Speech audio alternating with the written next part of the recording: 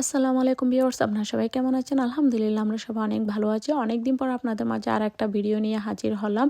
এটা হচ্ছে থ্যাঙ্কসগিভিং আর ব্ল্যাক ফ্রাইডের দিনে 2 দিনের একটা শর্ট ব্লগ ভিডিও। তো আমরা হঠাৎ করে প্ল্যান করছিলাম, আমার হাজব্যান্ডের একটা ফ্রেন্ড ফোন করছিল যে বলো চলো আজকে থ্যাঙ্কসগিভিংয়ের দিন আমরা কোথাও ঘুরতে যাই। তো হাজব্যান্ডের যেহেতু কাজ ছিল না, তো সেজন্য আমরা বাসা থেকে বের হয়ে গেলাম সন্ধ্যার দিকে। আমাদের ফার্স্ট প্ল্যানিং ছিল আমরা বাইরে কোথাও খাবো, ভাইয়াটা প্ল্যান করছিল। তো আমরা বাইরে খাওয়ার জন্য আমাদের সবার পছন্দের রেস্টুরেন্টে চলে আসলাম, পাকিস্তানি রেস্টুরেন্ট।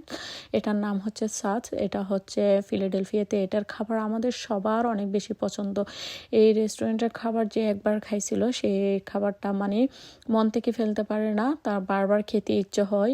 এদের খাবারগুলো অনেক মানসম্মত, এমন অনেক মজার হয়।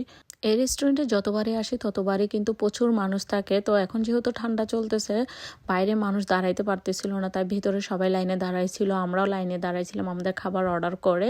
তারপর আমাদের মজাদার খাবারগুলো চলে আসছে। এখানে আসছিল বিফ স্টেক, তারপর হচ্ছে আমাদের সবার পছন্দের চিকেন মারুশ। এই মারুশটা এত বেশি মজার, এখন আমি ভিডিও এডিট করতে এসে আবার খেতে ইচ্ছে হচ্ছে। তারপরে অর্ডার করছিলাম ফ্রেঞ্চ ফ্রাই। তো মজাদার খাবারগুলো সামনে রেখে আমরা একটা শর্ট ভিডিও নিয়ে নিলাম। তারপর খাওয়া দাওয়া করে আমরা বের হলাম। আমরা একটু সিটিতে ঘুরবো। ঘোরার পর দেন এখানে একটা বাসা দেখলাম। এটা ওরা ক্রিসমাসের জন্য এত সুন্দর করে বাসাটা সাজিয়েছিল, মানে আমি ভিডিও না নিয়ে পারলাম না।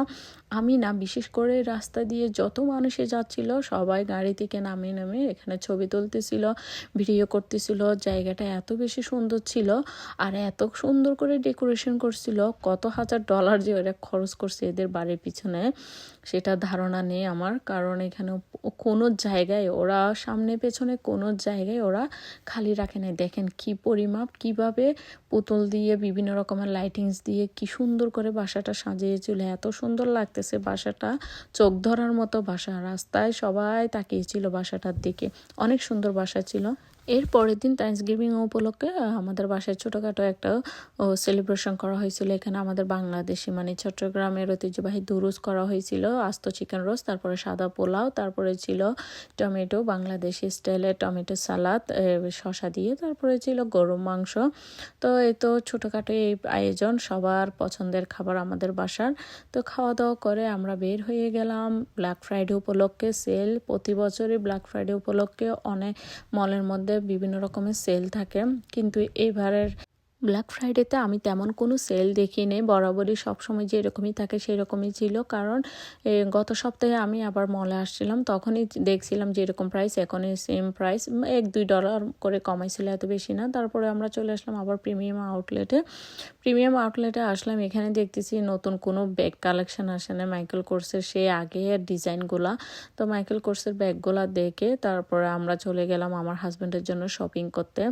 আমি টুকিটাকি শপিং করলাম, আমি এত বেশি করি নাই, যেহেতু আমার সবসময় শপিং করা হয়, অলরেডি অনেক কিছু আছে। তো আমার হাজব্যান্ডের জন্য এখান থেকে ক্যালভিন ক্লাইনের জ্যাকেট নিলাম, ওর জন্য এই জ্যাকেটটা নিলাম। এটা অলিভ কালার, এটা কিন্তু লাইভে আরও সুন্দর, এখানে ভিডিওতে মানে কি কালারটা কেমন জানি আসছিল।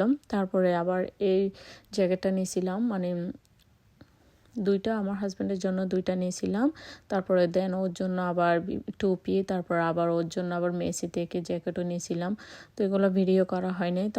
প্রত্যেক ব্ল্যাক ফ্রাইডেতে আউটলেটে কিন্তু প্রচুর ভিড় থাকে। ব্র্যান্ডের দোকানগুলোর সামনে কিন্তু সবার অনেকক্ষণ লাইনে দাঁড়াইতে হয় এই ঠান্ডার মধ্যে, কিন্তু এবারে ব্ল্যাক ফ্রাইডেতে তেমন ভিড় ছিল না, পুরাই ফাঁকা ছিল, কোনো লাইনই ধরতে হয় না। আমরা এসে সাথে সাথে দোকানগুলোতে ঢুকে গেলাম, তারপরে শপিং করে এখন বাসায় চলে যাচ্ছি। বাসায় আসার পর আজকে একটা মল থেকে বেডশিট নিয়েছিলাম, এটা কিন্তু অনেক সুন্দর। তো এটা আমি সাথে সাথে বাসায় এনে আমি বেডের মধ্যে এটা বিছাই, তারপরে এখানে একটু ভিডিও করে নিলাম। তো বেডশিটটা আপনাদের কেমন লাগছে জানাবেন। আজকের টুকিটাকি শপিং ব্লগ আপনাদের সাথে শেয়ার করলাম। আশা করি ভিডিওটা আপনাদের ভালো লাগছে। যদি ভালো লেগে থাকে লাইক কমেন্ট শেয়ার করবেন। আল্লাহ হাফেজ, আসসালামু আলাইকুম।